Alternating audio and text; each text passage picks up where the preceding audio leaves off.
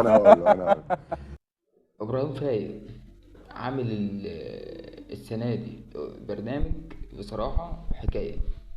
بصراحه حاجه حلوه قوي، حاجه فخمه قوي، حاجه راقيه قوي. طيب ده بقى تختلف تتفق معايا، ده يرجع لتركي آل الشيخ. بصراحه يعني تختلف تتفق مع الراجل ده. الراجل ده لما بيحط دماغه في حاجه او بيجي يعمل حاجه بتطلع افضل ما يكون. ليه يا باشا؟ عشان خاطر فلوس. في فلوس. كابتن ابراهيم فايق جايب عدل القيعي واحمد ميدو في حوار انا شايفه هو الافضل. هو الافضل. مع ان يعني ميدو كان مستفز شويه في ضحكه الكتير، في كلامه المستفز عن عبد الله السعيد وعن.